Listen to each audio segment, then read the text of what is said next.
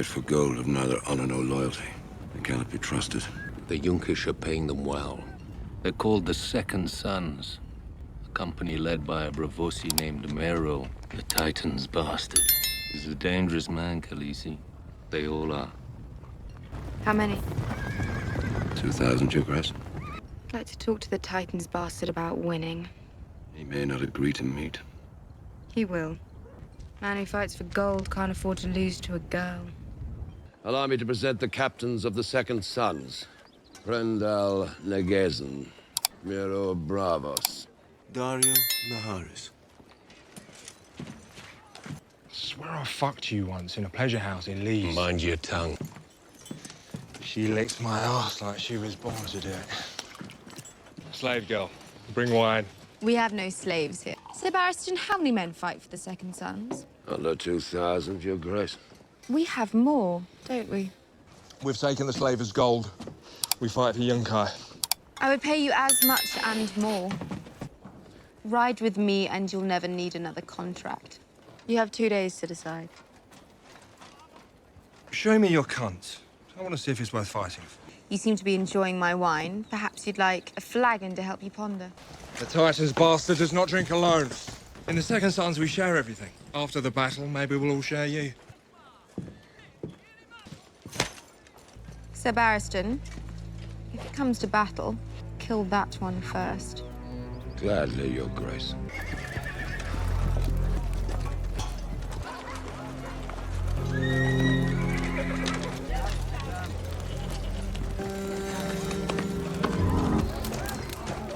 Your High Valyrian is very good, Your Grace.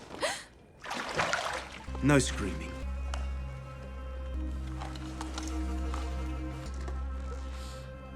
Don't scream, lovely girl. You were sent here to kill me, so why haven't you? I don't want to. What do your captains have to say about that? You should ask them. Your beauty. It meant more to me than it did to them. Why would I trust a man who murders his comrades? They told me I had no choice. I told them I always have a choice. They drew their swords, and I drew mine.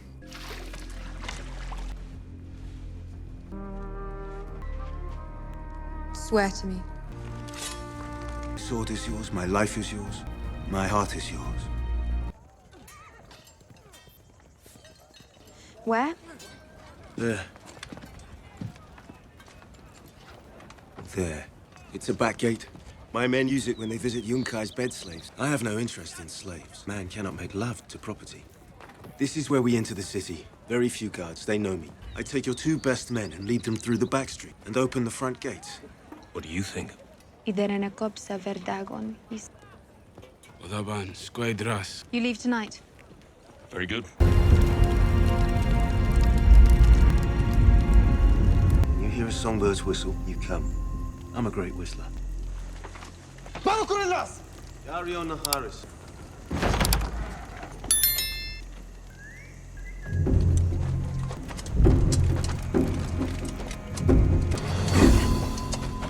That one was quick. There may be others. I doubt it.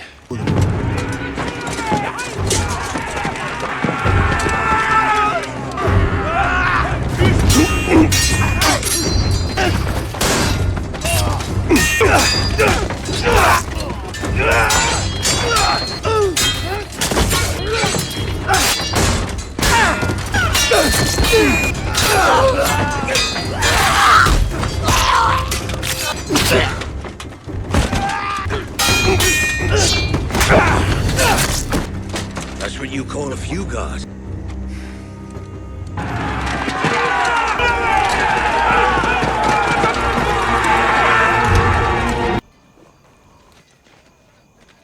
Haven't we?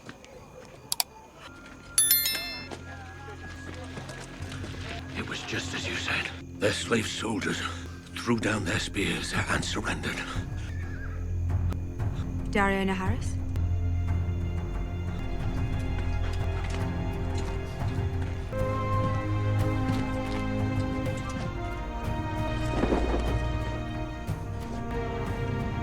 The city is yours, my queen.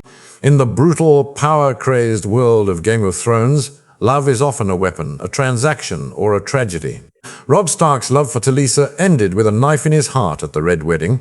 Jon Snow's passion for Ygritte died with an arrow in hers beyond the wall.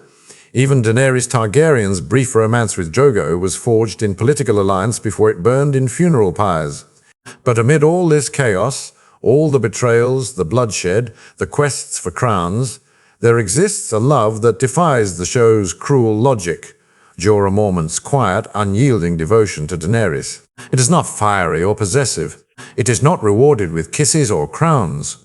It is a love that stands in the shadow of her dragons, that endures exile and disease, that sacrifices everything for a woman who will never see him as more than a friend. And yet, it is this love raw, selfless, and unbroken that becomes the beating heart of Game of Thrones, a reminder that even in a world where good men don't live long, goodness itself can still leave an indelible mark. To understand Jorah's love, you must first understand the man beneath the armor. He is not a hero born of privilege. Once the Lord of Bear Island, Jorah fled Westeros after selling poachers to slavers, a crime that cost him his home, his honor, and his wife Lynessa, who left him for a wealthier lord. When we first meet him in Pentos, he is an exile, a knight without a liege, a man adrift in the free cities, clinging to the last shreds of his dignity. His initial motive for joining Daenerys' retinue is not love, but survival. He strikes a deal with Varys, the Master of Whispers, to spy on the Targaryen heir in exchange for a pardon that would let him return home. But something shifts in him the moment he sees her. Not the fragile girl married off to a Dothraki warlord, but the strength beneath that fragility. When Viserys, her brother, screams at her to remember who you are, Jorah is the one who leans in and says, "I do, your grace. And so do you."